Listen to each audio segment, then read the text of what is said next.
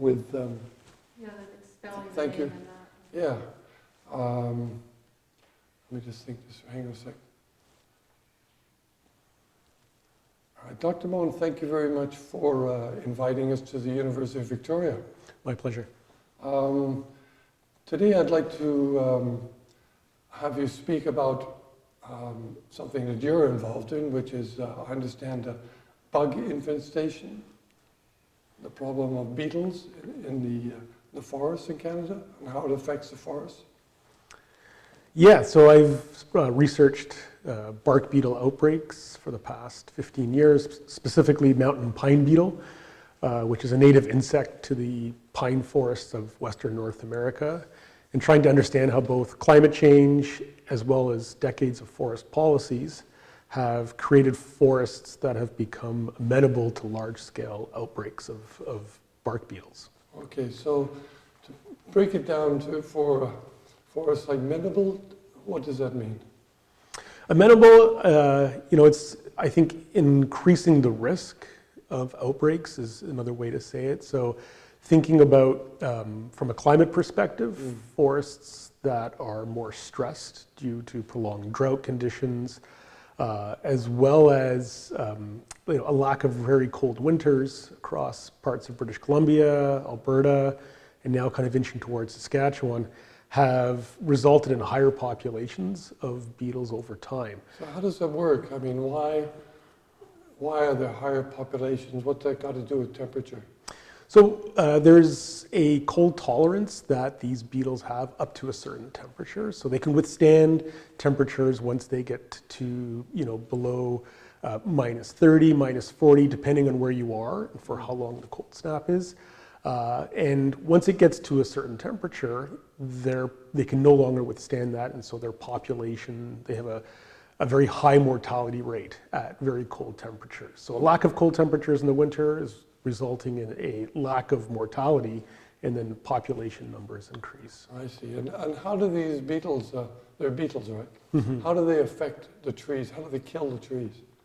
So what happens is you need basically an onslaught of beetles to kill an individual tree. Trees have a defensive mechanism to thwart the beetles, but if you have enough beetles, then what happens is they essentially bore through the tree, they mate, they dig tunnels, they lay their eggs, they have young, and that whole process of boring through the tree alongside a fungus that they carry on their backs, a blue stained fungus, actually restricts a lot of the water and nutrients going from the floor of the forest up to the needles, and essentially creates mortality over the winter months. So it basically kills the tree. They do kill the tree. And how long does that take? I mean, let's say they bore into the tree in the fall time? Typically over the summertime. Oh, okay. So the summer months, they'll leave their current tree, they'll fly in search of a new host tree to attack. And then what happens is over the winter, they're laying eggs, and those young are growing.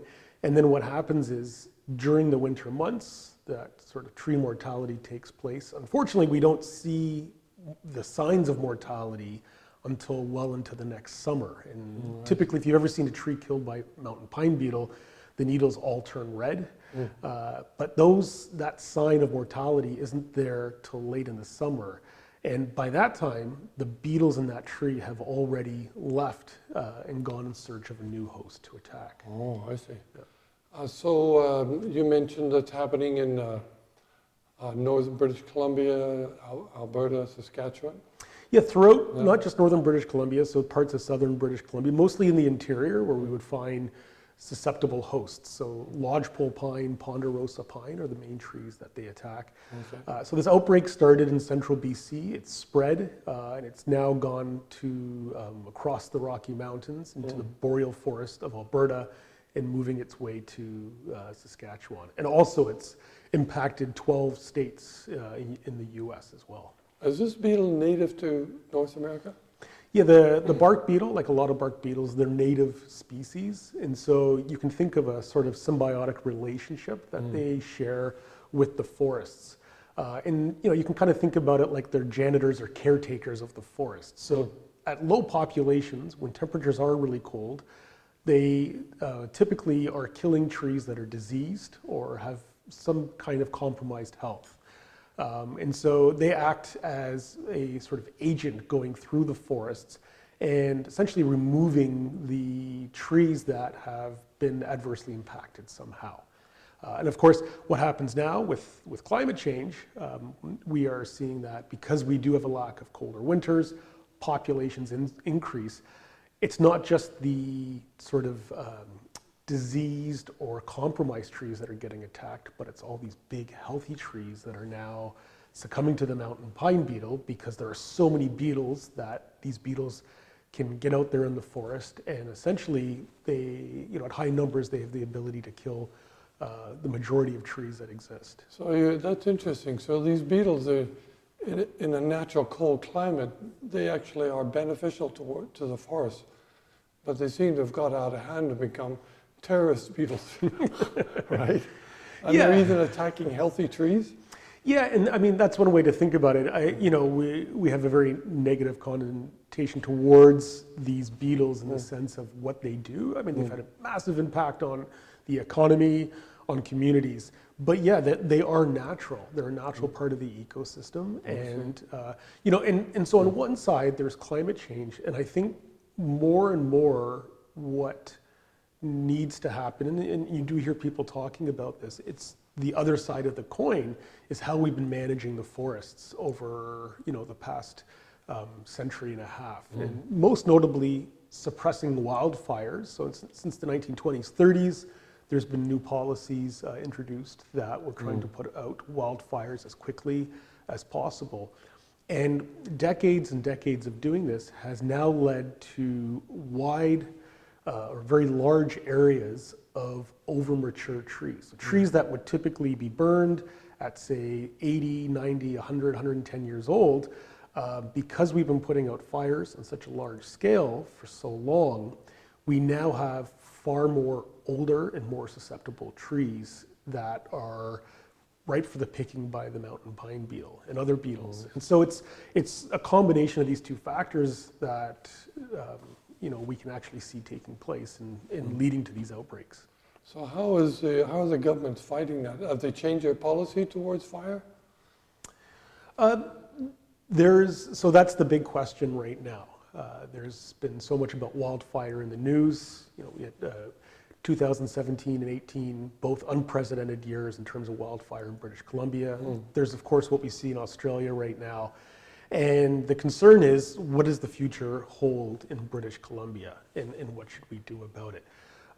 You need to suppress fires to keep people safe.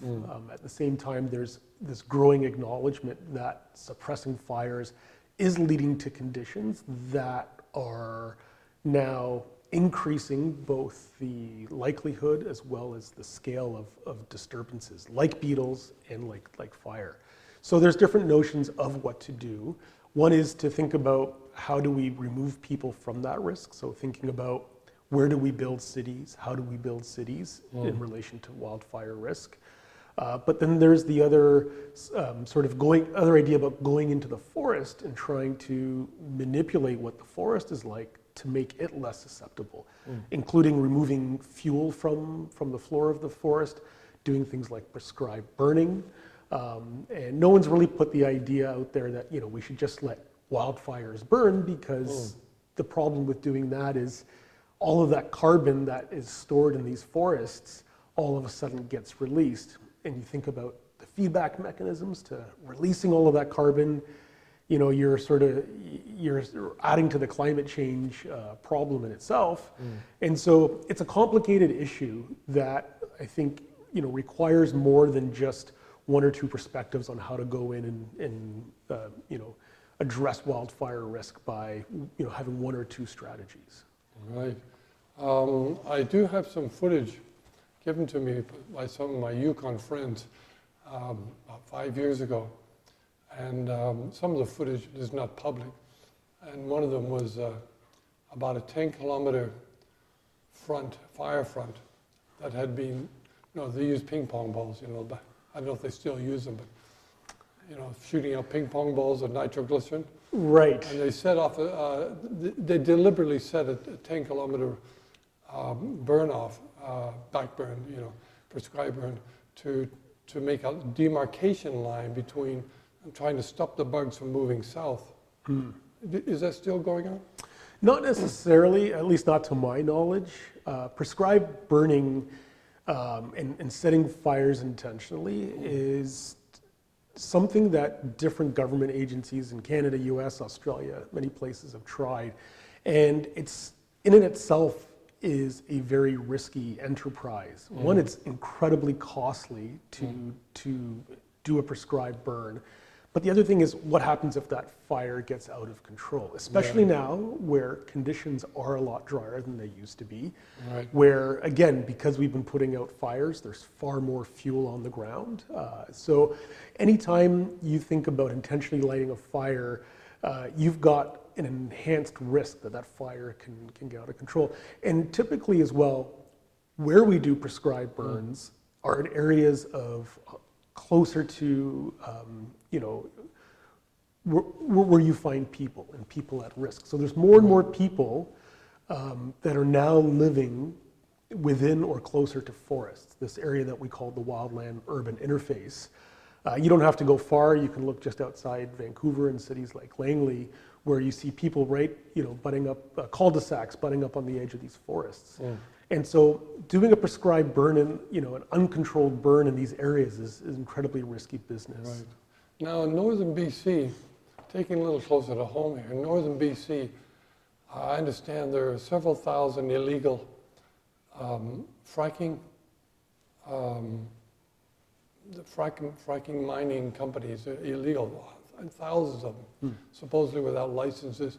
Now in the Yukon, when back in my day, we had to protect these people in the Yukon. If there was a fire threatening some mining camp or something like that, we had to get in there and put out the fire. But when you have thousands of these fracking spread all over northern BC or central to northern BC, what happens then? It's like an infestation of people. Yeah, and I think there's a lot of resource extraction activity that obviously takes place throughout British Columbia and northern BC. And I think important to think about what is the support that goes around those industries in terms of the number of people, infrastructure, and anytime you have any of those activities, which, you get some of these cities that are growing over time, you've got more people moving in there or moving out. And so understanding risk and wildfire risk and which fires to put out, where to perhaps put methods like prescribed burning in place, it really does take far more than just reacting to fires. It does involve planning. And it's not something that we as a sort of, our approach and the government's approach and even academics for that matter, we treat fire in a very reactive way about fire occurs. And it is somewhat random. We can't always plan for fire because we don't know where it's going to occur all the time. But once it occurs, we react and we try to put these fires out as close as soon as possible.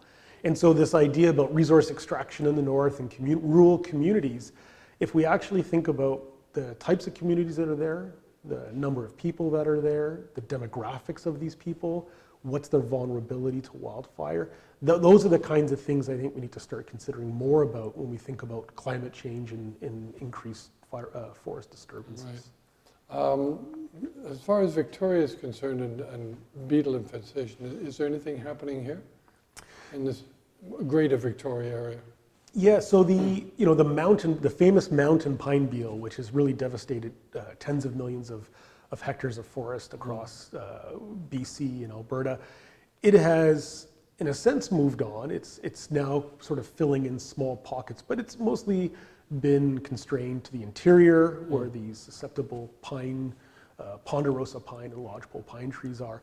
But that's not to say we don't have our own problems out here on the coast. A really big problem is we've got right now is the Doug fir beetle, which is something that's popped up in certain areas, but it is now becoming, it's infesting more and more forests, and it's becoming getting on the radar of a lot of forest management. So this is a new problem. A relatively new problem, one that we've seen in the past, but now that, again, you could argue due to conditions that are stressing trees out and making them more susceptible to these outbreaks, we're seeing more of them around. And it paints an interesting picture when we see something like this Doug fir beetle starting to come up more, because the Douglas fir, which is a very iconic species to us here on the coast, is also a species of tree that's quite fire resistant.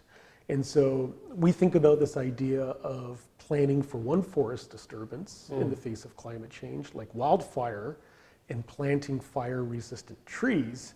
However, at the same time, we need to consider that by doing so, we might be introducing another problem.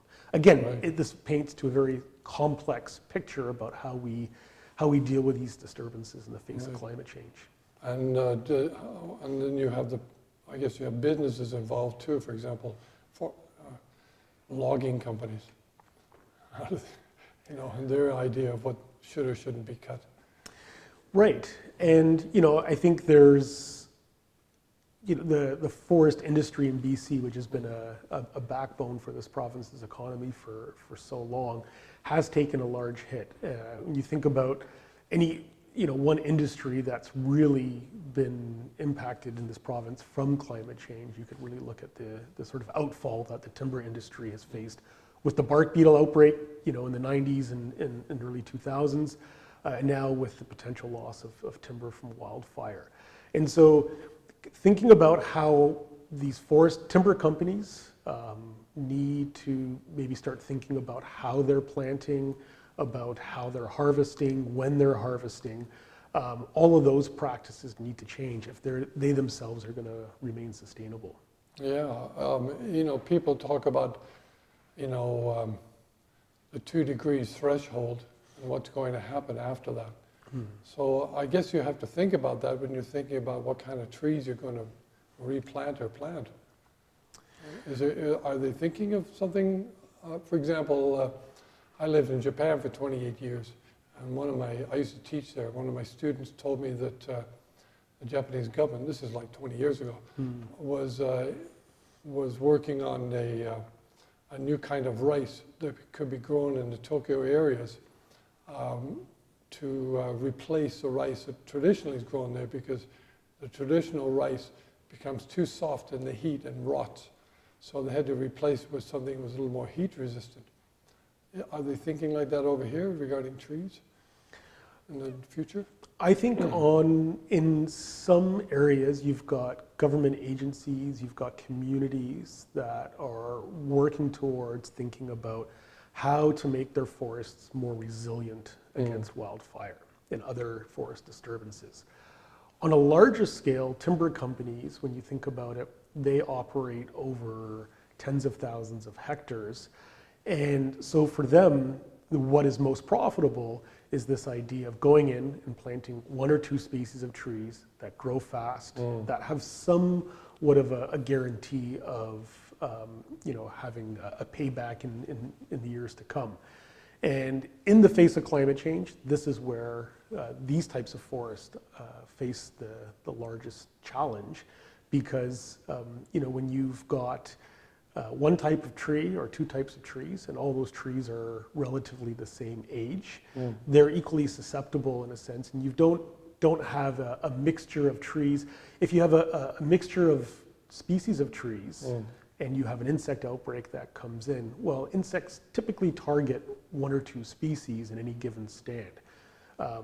Same thing with wildfire. If you're planting a diversity of trees, some of those are wildfire resistant, then you know that if a fire does come through, that it's not going to be as large as if all the trees in this stand are very fire prone. So I think on small scales, this idea of thinking about the types of trees we plant are going to help us be more resilient to facing climate change is something that it's a scale issue. And I think if, again, thinking about the long-term sustainability of the timber industry and the economy in this province, is that we have to acknowledge that this large-scale planting, monocrop stands of trees over large areas is not something that's going to be sustainable in the future. Is the government and the present government and the logging industry one-on-one? Do the logging industry acknowledge climate change? Oh, many companies do, and there are companies that are, I'm sure, well aware of the challenges that they face.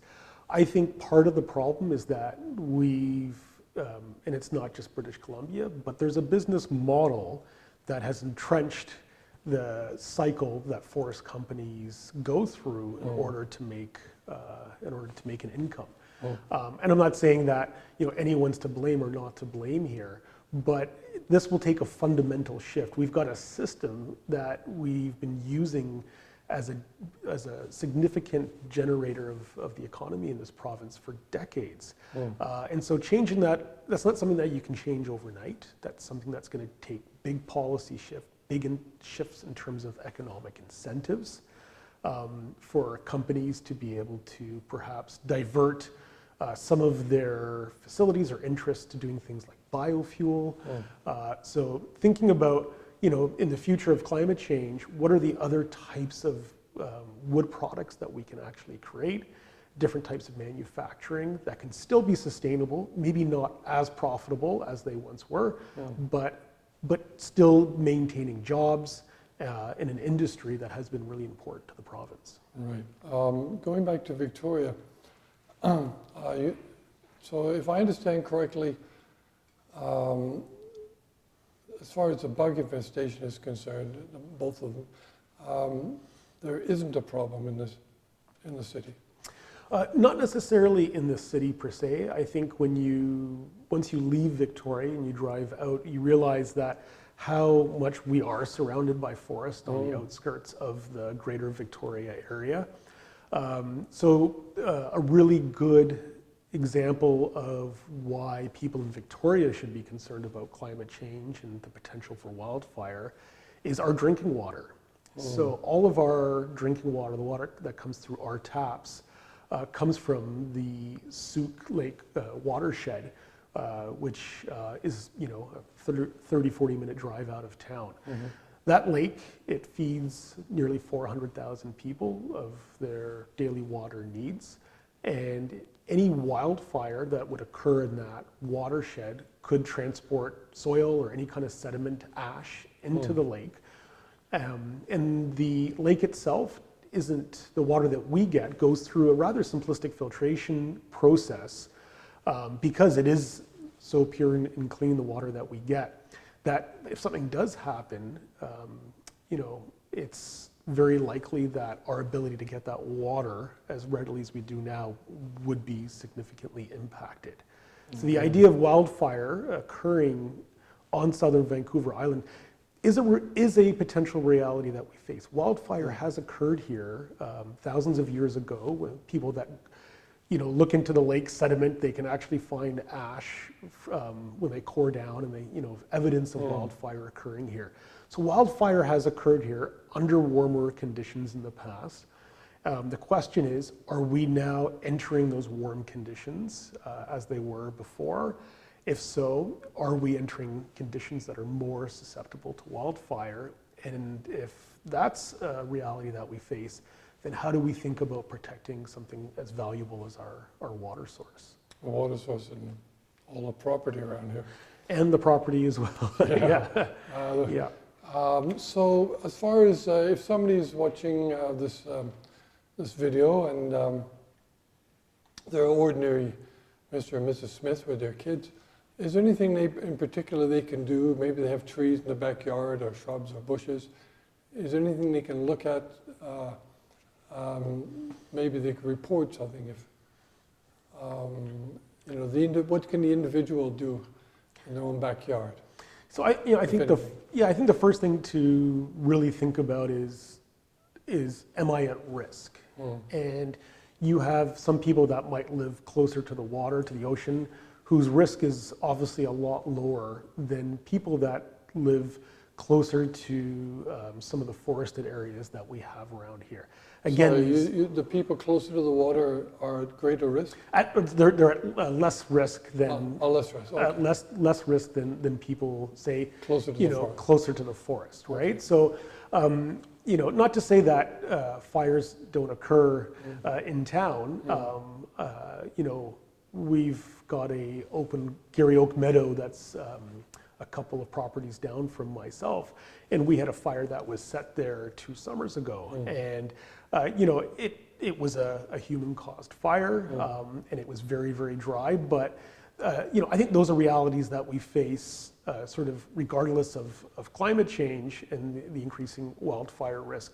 I think it's for thinking ahead. It's, you know, if you're sort of, you know, Jane and Joe, and you're kind of like looking at the future of climate change and wildfires, is if you are in an area surrounded by forests, take the advice that your city gives you. The city of Langford and other cities are becoming more proactive in educating the public on planning for wildfire risk. And so there's often literature that's sent out to households that talk about, you know, how do you minimize the risks? Things like removing dead needles from your gutters, and making sure that there's no sort of flammable material surrounding your house. Cleaning up the leaves and everything. Yeah. And people seem to be listening to that here. I mean, I just moved here a year ago, but I see huge piles of leaves in the fall time and people cleaning their yards. So was that happening before, or is that part of this new? Yeah, so that's something that, you know, in a city like Victoria, we've got a very intricate network of drains, and we've got lots of trees, and those drains get clogged. So I think things like that have been occurring for decades, because we need to service our infrastructure and make sure that our, you know, things like storm water can go. But yeah, I think there's less of a organized effort by cities to sort of come around, and probably because there's less of a need right now to necessarily come through and check on people and make sure homes are safe. I think we haven't seen anything catastrophic happen here on southern Vancouver Island yet. And I think we are still in a, you know, I don't want to paint a rosy picture and say that we're safe from wildfire, because it can occur. But I do think that it's, you know, right now, what would benefit people is, one, understanding what their risk is if it does exist, and two, what are they being recommended by their local city councilors, by their regional government agencies like the Capital Regional District to address that risk in a meaningful way. I see. I understand in Canada, Victoria and Vancouver are the most susceptible to earthquakes, and that there are earthquake is information and practices, and even towns get involved in it. But have they moved to fire with that? Yeah, it's a great question, and you know, the answer's you know, definitely a not yet answer, in that, you know, I think earthquakes, the idea of an earthquake and an earthquake happening, and the devastation that it could cause, the number of lives it could impact, as well as infrastructure, warrants enough that we want to keep so many lives safe, that you know, an alert system, plus, you know, the potential for a tsunami that might actually hit the coast further up the island. All of those paint the need for an overall sort of government effort in some way to respond. Wildfire doesn't necessarily provide that same sort of need, at least from where we are here on Yeah, but if you look at Victoria State in Australia, right? I'm familiar with those areas because I lived in Australia for 3 years. Yeah. And they said the same thing, and in fact, the Prime Minister, you know, he was on holiday, you know. Right. Yeah. Yeah. So I think they've changed their tune on that. But Yeah. I think we need. Do you agree that we need to maybe step up the game here and educate as much as we do with earthquakes? I do, and I think that, again, the risk of wildfire is only going to increase as it gets warmer and drier. Yes. And as we put more and more people in these different areas, like these wildland-urban interfaces closer to forests. And you can see this as you drive up Highway 1 out of town. These cities, these small towns, they're expanding. And so they're most definitely, if, you know, will it take a big fire to occur for people to actually enact some sort of change? Unfortunately, that's typically what happens. So there has to be some motivation, right? There has to be some impetus there to actually say, look, we are facing a potential risk. Why don't we now think about the measures that we could do? Not just a plan to remove needles from our gutters, but if a wildfire does occur, are people aware of what they need to do? Are they prepared, you know, if our water source does get cut off? Are we at that stage? Has the government put anything into plan, or communities put into plan, anything like that?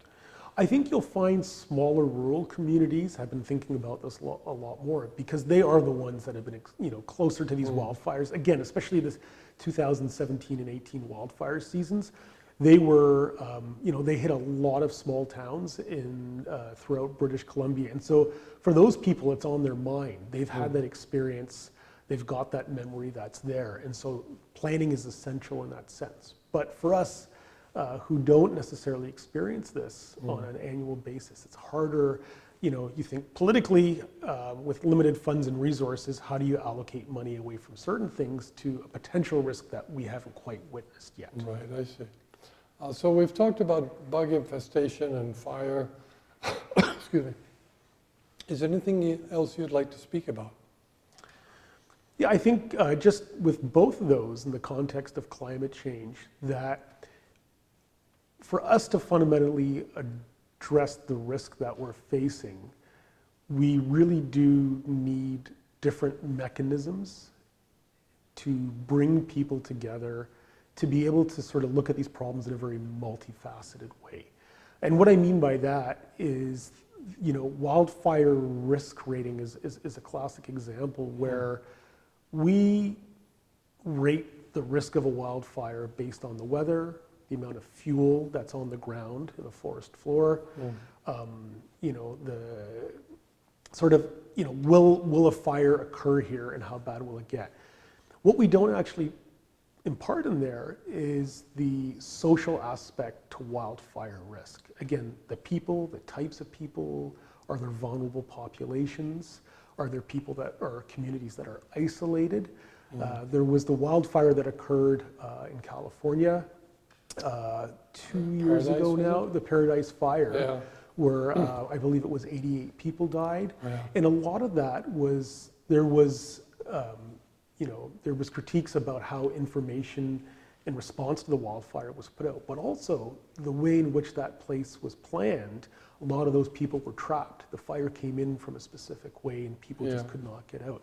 And so I'm mentioning all this in the sense that the idea of planning for disturbance and thinking about risk of wildfire, we need to go beyond what do we do just the weeks preceding the potential for wildfire, or what do we do immediately after? And our longer term planning, so how do we think about cities? How do we think about towns, infrastructure, 10 years, 20 years out? We're a place that's continually growing, and as we grow, we need to have these considerations in place if we want to seriously address wildfire risk down the road.